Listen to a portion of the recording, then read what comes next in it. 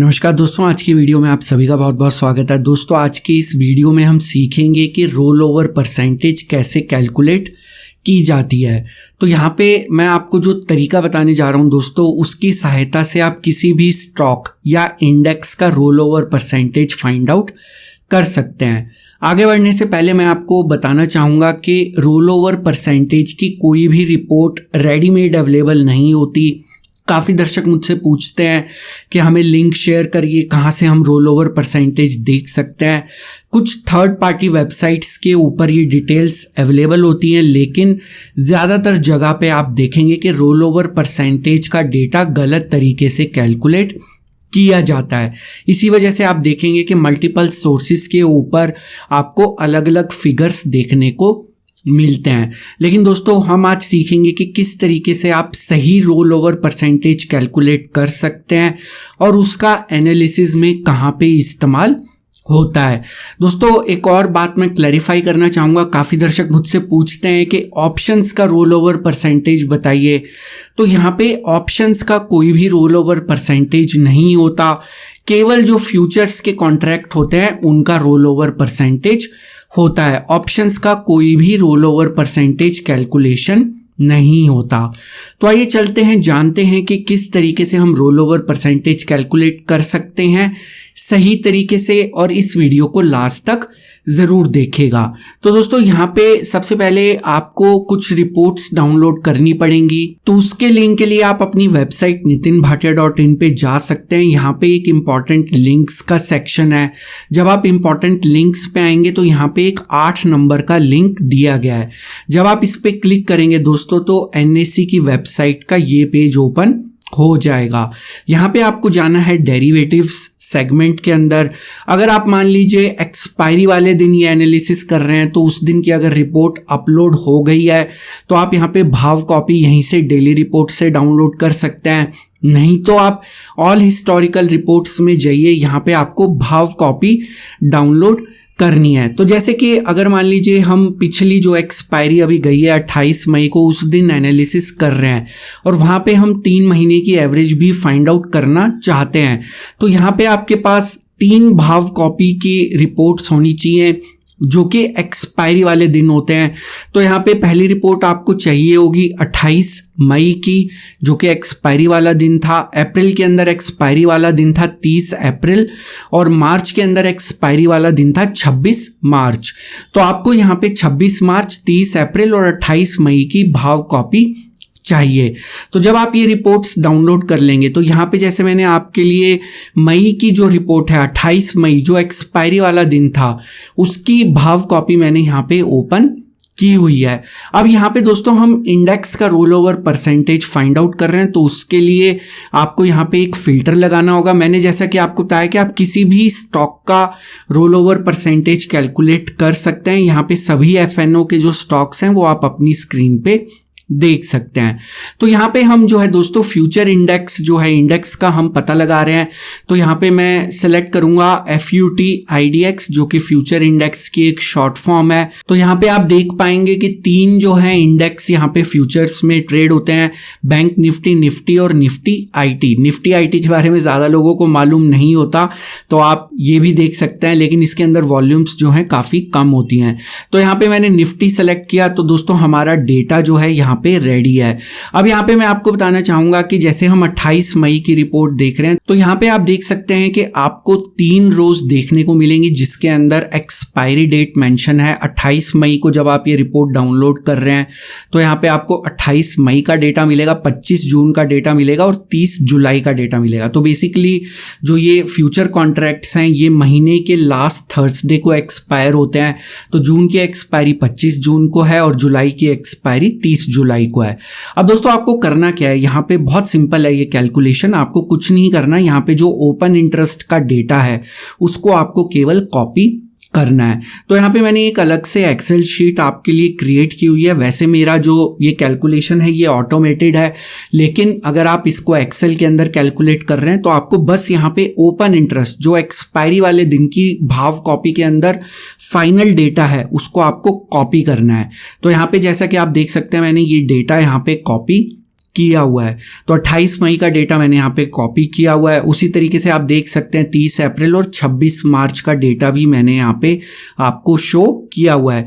तो एग्जाम्पल के तौर पे मैं आपको 30 अप्रैल का डेटा भी दिखा देता हूँ। जिस तरीके से हमने मई का डेटा फाइंड आउट किया था उसी तरीके से निफ्टी का आपको अप्रैल का डेटा यहाँ पे दिखाई दे रहा है। इसको जाके आपको अपनी एक्सेल शीट में सिर्फ कॉपी करना है। तो सेम डेटा है यहाँ पे। अब दोस्तों यहाँ पे आपको एक कॉन्ट्रैक्ट के बारे में एक इंपॉर्टेंट जानकारी मैं देना चाहूँगा। नॉर्मली अगर आप कहीं भी कोई बुक पढ़ेंगे या कहीं पे आपको जो टेक्निकल रिपोर्ट्स होती हैं वहाँ पे जो एक्सपायरी या जिसको कह लीजिए कि जो फ्यूचर्स के कॉन्ट्रैक्ट होते हैं उनको रेफर किया जाता है नियर मंथ, नेक्स्ट मंथ और फार मंथ। तो बेसिकली नियर मंथ होता है कि जो अब अगली एक्सपायरी का कॉन्ट्रैक्ट इस समय ट्रेड हो रहा है। तो जैसे कि मान लीजिए 28 मई को एक्सपायरी हो गई तो 29 मई से जो आपका नियर मंथ है वो अब जो जून की एक्सपायरी है वो आपका नियर मंथ हो गया।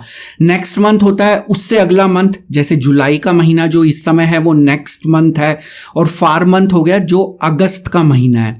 तो उसी तरीके से यहाँ पे 3 एक्सपायरी का डेटा आपको हमेशा दिखाई देता है। तो जैसे कि यहाँ पे अगर 28 मई को एक्सपायरी होगी तो आप 29 मई को देखेंगे कि आपको 3 कॉन्ट्रैक्ट्स ट्रेड होते हुए दिखाई देंगे। वो होंगे जून, जुलाई और अगस्त महीने के।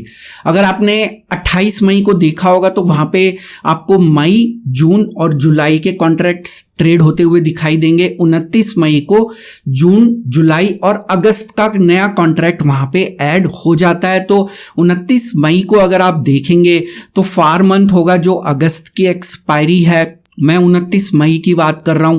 नियर मंथ होगा जो जून की एक्सपायरी है, नेक्स्ट मंथ होगा जुलाई की एक्सपायरी और फार मंथ होगा अगस्त की एक्सपायरी। मतलब अगर आप 29 मई को 3 फ्यूचर्स के जो कॉन्ट्रैक्ट ट्रेड हो रहे हैं उनको आप देखेंगे। अगर आप 28 मई को देख रहे होंगे तो नियर मंथ होगा मई की एक्सपायरी जो कि 28 मई है, नेक्स्ट मंथ होगा जून की एक्सपायरी और फार मंथ होगा जुलाई की एक्सपायरी। तो ये कॉन्सेप्ट आपको क्लियर होना चाहिए। अब दोस्तों यहाँ पे रोल ओवर परसेंटेज कैलकुलेट कैसे करते हैं उस चीज़ के ऊपर ध्यान दीजिएगा। तो दोस्तों यहाँ पे मैंने जैसे कैलकुलेट की हुई है तो सबसे पहले हम मई की जो रोल ओवर परसेंटेज है उसको देखते हैं। तो यहाँ पे आप फॉर्मूला देखिए क्या लगा हुआ है। तो दोस्तों फॉर्मूला लगा हुआ है G5 plus G6। G5 G6 मतलब 28 मई की जो आपने रिपोर्ट के हिसाब से डेटा कैलकुलेट किया उसके अंदर नेक्स्ट और फार मंथ का जो ओपन इंटरेस्ट है उसको डिवाइड किया गया है नियर मंथ, नेक्स्ट मंथ और फार मंथ के टोटल से। मतलब नेक्स्ट और फार मंथ का total divided by near plus next plus far month. तो यहाँ पे अगर एक सिंप्लिसिटी पर्पस के लिए समझा जाए तो मैं आपको बताना चाहूँगा कि जैसे 28 मई को जो कैलकुलेट किया गया उसके अंदर जो है ये नियर मंथ जो है इसका ध्यान रखिए कि ये आपकी मई की एक्सपायरी है, नेक्स्ट मंथ जो है जून है और उससे जो फार मंथ है वो जुलाई है। तो यहाँ पे रोल ओवर परसेंटेज के लिए हमने जून और जुलाई के कॉन्ट्रैक्ट्स जो ओपन इंटरेस्ट है उसको ऐड करके डिवाइड कर दिया है मई, जून और जुलाई के कॉन्ट्रैक्ट से। तो ये फॉर्मूला मैं आपको फिर से दिखा देता हूँ ताकि आपको यहाँ पे क्लैरिटी हो। G5 प्लस G6 मतलब ये वाला नंबर और इससे नीचे वाला मतलब जो नेक्स्ट और फार मंथ का जो डेटा है उसको ऐड करके डिवाइड किया गया है जो नियर मंथ, नेक्स्ट मंथ और फार मंथ के डेटा से। तो उम्मीद है कि आपको ये फॉर्मूला क्लियर हो गया होगा। अब दोस्तों यहाँ पे ये कैलकुलेट जो किया गया है इससे हमें पता लगता है कि कितने कॉन्ट्रैक्ट्स को रोल ओवर किया गया है। इसी तरीके से मैंने अप्रैल और मार्च का जो रोल ओवर परसेंटेज है वो भी कैलकुलेट किया हुआ है। तो यहाँ सिंप्लिसिटी पर्पस के लिए मैं आपको फिर बता देता हूँ। अगर हम यहाँ पे जाएंगे जो आपकी मई की जो भाव कॉपी है तो यहाँ पे सिंप्लिसिटी पर्पस के लिए आपको क्या करना है कि जून और जुलाई के जो कॉन्ट्रैक्ट्स हैं उनको जोड़ देना है। जो आपके ओपन इंटरेस्ट है इन दोनों नंबर्स को जोड़ देना है, फिर इसको डिवाइड करना है मई, जून और जुलाई का जो टोटल ओपन इंटरेस्ट है इन 3 नंबर्स को ऐड करके उससे डिवाइड कर देना है। इससे आपको रोल ओवर परसेंटेज पता चल जाएगी। तो दोस्तों मुझे उम्मीद है कि ये आपको क्लैरिफाई हो गया होगा। अब दोस्तों होता क्या है कि यहाँ पे हमेशा आप देखेंगे कि 3 महीने की एवरेज से इसको कंपेयर किया जाता है कि 3 महीने की एवरेज के मुकाबले रोल ओवर ज़्यादा है या कम है। दोस्तों यहाँ पे एक जो मैथमेटिक्स का बेसिक रूल होता है वो मैं आपको बता दूं कि मैथमेटिक्स के बेसिक रूल में कहा जाता है कि कभी भी परसेंटेजेस की एवरेज नहीं ली जाती। मतलब जो नंबर्स परसेंटेज में है उनकी एवरेज कभी भी नहीं ली जाती। लेकिन दोस्तों अनफॉर्चुनेटली यहाँ पे स्टॉक मार्केट में जो 3 महीने की एवरेज ली जाती है रोल ओवर परसेंटेज की, वो एवरेज ही ली जाती है परसेंटेज नंबर्स की। तो यहाँ पे मैंने अपने ट्वीट में भी आपको जो रोल ओवर जो परसेंटेज है 3 मंथ्स की जो एवरेज है इंडस्ट्री नॉर्म के हिसाब से वो 69.70% है। तो ये 69.70% कैलकुलेट की गई पिछले 3 महीने की एवरेज के हिसाब से। मतलब जो मार्च अप्रैल और मई की जो रोल ओवर परसेंटेज है यहाँ पे आप देख सकते हैं उसकी एवरेज को यहाँ पे कैलकुलेट किया गया। लेकिन ये गलत तरीका है, मैं आपको मैथमेटिक्स के हिसाब से बता रहा हूँ। सही तरीका होता है दोस्तों यहाँ पे जैसे कि मैंने कैलकुलेट किया हुआ है 68.82। तो ये कैलकुलेशन कैसे की जाती है, तो हमारा फॉर्मूला सेम रहता है जो रोल ओवर परसेंटेज का है, लेकिन 3 महीने की एवरेज निकालने के लिए हमें पिछले 3 महीने का जो नियर मंथ का ओपन इंटरेस्ट था उसको मैंने यहाँ पे ऐड कर दिया, नेक्स्ट मंथ का जो ओपन इंटरेस्ट था उसको यहाँ पे ऐड कर दिया और फार मंथ का जो ओपन इंटरेस्ट था उसको यहाँ पे ऐड कर दिया। तो सेम फॉर्मूला लगा के मतलब जो नेक्स्ट और फार मंथ का एडिशन उसको डिवाइड किया नियर प्लस नेक्स्ट प्लस फार मंथ के ओपन इंटरेस्ट से। तो ये सही मैथमेटिकली सही कैलकुलेशन ये है, ना कि 69.70%। लेकिन दोस्तों मैं आपको एक चीज फिर से क्लैरिफाई करना चाहूंगा जिसको मैंने अपने निफ्टी सेटअप वाले वीडियो में भी क्लैरिफाई किया था।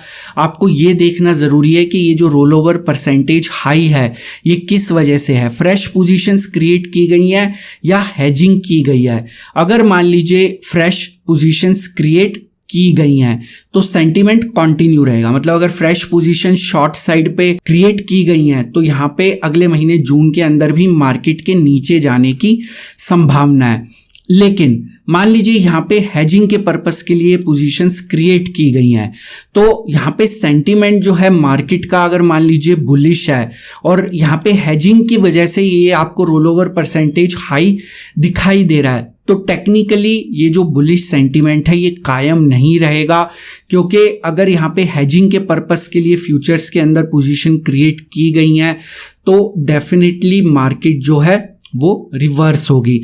तो अगर मार्केट के अंदर बुलिशनेस है और यहाँ पे हेजिंग के पर्पस के लिए फ्यूचर्स के अंदर शॉर्ट पोजीशंस क्रिएट की गई हैं, शॉर्ट पोजीशंस बनाई गई हैं, तो यहाँ पे ऐसा नहीं कि मार्केट यहाँ पे इमीडिएटली नीचे जाएगा। यहाँ पे किया क्या गया है कि हेज की गई हैं कैश सेगमेंट की पोजीशंस। तो ये जो ट्रेंड है ये कुछ समय में रिवर्स हो सकता है। तो हम यहाँ पे मार्केट तो देखेंगे कि बुलिश है और हम यहाँ देखेंगे रोल ओवर परसेंटेज हाई है तो लोगों को लगेगा कि मार्केट तो ऊपर जाएगा, लेकिन उन्होंने ये नहीं देखा कि यहाँ पे ये जो पोजीशंस क्रिएट की गई हैं ये हेजिंग के लिए की गई हैं। कैश सेगमेंट में जो है बाइंग की गई, मार्केट बुलिश थी लेकिन हेजिंग की गई फ्यूचर्स के कॉन्ट्रैक्ट के द्वारा उनको शॉर्ट करके। तो जो केवल कैश सेगमेंट का डेटा देख रहे हैं वो बुलिश हो जाएंगे मार्केट के प्रति, जो केवल फ्यूचर्स का डेटा देख रहे हैं वो मार्केट के प्रति बियरिश हो जाएंगे। लेकिन हमें यहाँ पे मार्केट को समझने के लिए कैश और डेरिवेटिव्स दोनों का डेटा देखना ज़रूरी है और ये जानना ज़रूरी है कि अगर यहाँ पे रोल ओवर परसेंटेज हाई है तो ये फ्रेश पोजीशंस बनी है या हेजिंग की गई है। अगर फ्रेश पोजीशंस बनी है तो मार्केट उसी दिशा में मूव होती रहेगी। अगर हेजिंग की गई है तो वहाँ पे हमें एनालाइज करना पड़ेगा कि कैश सेगमेंट में क्या किया गया है, हेजिंग किस तरीके से की गई है और ये जो मूव है ये स्पेक्युलेटिव है या रियल है। तो दोस्तों मुझे उम्मीद है कि आपको रोल ओवर परसेंटेज का पूरा कॉन्सेप्ट समझ में आ गया होगा। अगर ये कॉन्सेप्ट आपको समझ में आ गया और आपको ये वीडियो पसंद आया तो वीडियो को लाइक ज़रूर करिएगा। अगर आप इसी तरह आने वाले समय में जानकारी से भरपूर और ज्ञानवर्धक वीडियोस देखना चाहते हैं तो चैनल को ज़रूर सब्सक्राइब करिएगा। सब्सक्राइब के ऑप्शन इस समय आपकी स्क्रीन पे विजिबल है। आप नीचे दिखाए गए इस तरह के लाल रंग के सब्सक्राइब बटन को भी दबा सकते हैं, उसके साथ दिखाए गए बेल नोटिफिकेशन को क्लिक करना मत भूलिएगा, ताकि जब भी कोई नया वीडियो अपलोड हो उसकी नोटिफिकेशन तुरंत आपको अपनी ऐप या ईमेल के ऊपर मिल जाए। दोस्तों इस वीडियो का एक डिस्क्लेमर भी है जो कि आपको अपनी स्क्रीन पे दिखाई दे रहा होगा। ये वीडियो मैंने सिर्फ एक एजुकेशन, लर्निंग और इन्फॉर्मेशन के पॉइंट ऑफ व्यू से बनाया था। यहाँ पे मेरी आपको कोई भी सजेशन, सलाह या राय नहीं है कि आप किसी भी स्टॉक या इंडेक्स में बाय, सेल या होल्ड की पोजीशन बनाएं। किसी भी निवेश या ट्रेड से पहले अपने फाइनेंशियल प्लानर या इन्वेस्टमेंट एडवाइजर की सलाह जरूर ले लें। केवल उन्हीं की सलाह के ऊपर किसी तरह के निवेश या ट्रेड का निर्णय लें। तो दोस्तों आज का वीडियो देखने के लिए आप सभी का फिर से बहुत बहुत शुक्रिया। हम फिर मिलेंगे अगले वीडियो में एक नई जानकारी के साथ, एक नई सीख के साथ, एक नई लर्निंग के साथ। तब तक आप अपना ध्यान रखें।